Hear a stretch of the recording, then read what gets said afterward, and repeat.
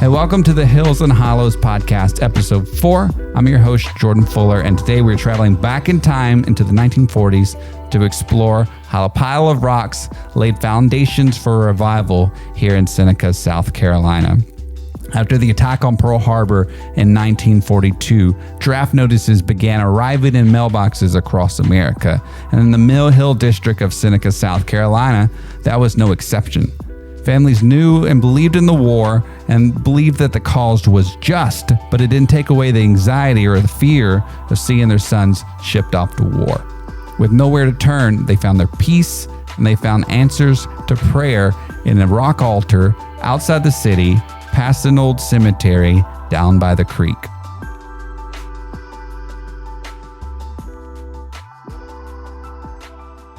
If you haven't heard this story before, this is certainly an episode you're not going to want to miss. Joining me today is Kyle Nicholson, Jody Smith. Guys, thank you for sitting down with me today. Kyle, why don't you tell us who you are first and a little bit about the story. You're the one that introduced me to this story, so... Yeah, my name is Kyle Nicholson, and I'm on the worship team here at Foothills. So born and raised here in Seneca, and a lot of my family, all through the years, have gone to the Seneca Church of God. So this whole idea of the rock altar, I heard about from them. My great-grandfather was at the church from pretty much its inception. My grandfather was raised there. So I'd heard sprinklings of this story throughout my childhood. But actually, a few years ago, it kind of had a resurgence and a lot of interest in this story. And then you introduced us to Jody. Jody, you want to tell us who you are? And you're like the expert. You've been noted as the expert on this revival. I'm not sure that that's correctly noted. I'm a guy with information. I'm Jody Smith. I've always lived here in Oconee County. Family's from here. Just always been around here, local guy. So why don't you just start off, just give us some of the history on this story. All right, so as most of us are familiar with the bombing of Pearl Harbor, December 7th, 1941, FDR referred to it as a date that would live in infamy. It's what pulled us into World War II, right. After we'd been trying to avoid it. So at that point, a day where over 2,000 Americans died. And so immediately started drafting people into the military. Draft notices here, Oconee County wasn't different anywhere else in the country. So draft notices started arriving. Young men were being told, report immediately for induction. And so these moms and dads were now seeing their sons, some, just freshly out of high school, are now heading off to war, in a land they're not familiar with against an enemy they don't even know. And so aside from them being fearful about their situation, as a parent myself, I just can't imagine the heartbreak that the parents were feeling. And so this drove them to the place where most of us go in times of need, and that's prayer. What brought about the idea of the rock altar? Well, it's actually based in Scripture. Right. We see throughout, especially the Old Testament, where people built different altars. In Exodus, Moses was told to build an altar of remembrance, make sure it's not like, and this is the beautiful part to me, is he said, don't make sure it's not cut stone. Make sure it's not something pretty. It needs to be something rustic, something that's honestly where we're at when we're in need of prayer. We're in a broken, fallible place. And one of the most interesting things to me is, and I've been out there several times, is you'll see rocks the size of your hand, and you'll see some that are like the size of a person. Wow. And you're like, how do these people get these things out of here? Because what they would do is they would say, they would take out a rock that was the size of their burden. And you can imagine a mother or father has a son at war. That's a big burden. Right. Yeah. But Scripture teaches us that we bear each other's burdens. So they would help each other carry these rocks out there. Some of them so big they had to roll them. Oh, wow. But they got them out there. And they just would go out there and just pour their hearts out to the Lord. Of course, the mill being close by. And some of them, back then, they would work 8-hour shifts. First shift would work like from 6 to 2, and then the second shift would work 2 to 10. And some of them would get off work at 10 o'clock, and they would go out and pray all through the night. Yeah. They would forego sleep. They would forego meals, because the burden was so great. They were just so driven.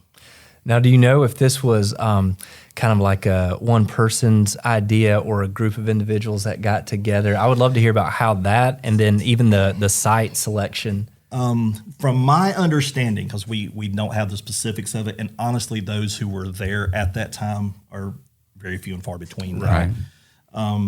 But it was people within the churches, and I say the church because it wasn't just one church, because this was the community. It was every church. It was every denomination. None of that stuff mattered. It was the fact that we need to go before the Lord in prayer. Yeah. And so as a community, they got together and said, we need to do this. So the whole movement came about in the process of the draft and the war. How many people from the Mill Hill district were drafted? Do you know? I don't have an exact number. All I've been told is a lot. Yeah. So, most of them were drafted. And we're talking about this altar being built because of what happened and the draft notices going out and stuff. But the beautiful testimony of it is, and maybe somebody's going to be watching this and they've got something they've really been praying about for a while. Take some encouragement from this, because after the war was over, not one life from the Mill Hill was lost. That's incredible. That just gave me chills. Yeah. I really don't know of another area that can make that claim. Yeah. But it's the fact that God heard the prayers of his people. Yeah. So from what I understood, kind of in the post-war era, that time frame, it seemed like, with the rock altar and people just being just kind of committed to that there really seemed to be a revival grow out of that. Are you able to speak to that at all, what that looked like with maybe the multiple churches? Yeah, absolutely. And anything, I'm actually a church history major. And so I've always had a passion for revival. I know growing up, we would say we would have revivals and we'd have like these week-long meetings, right? And those are good evangelistic outreaches, but a genuine revival changes a community. Okay. When God moves into an area and just kind of turns everything upside down. And that's what had happened here when all of their sons came back home. They're like, God is really hearing our prayers.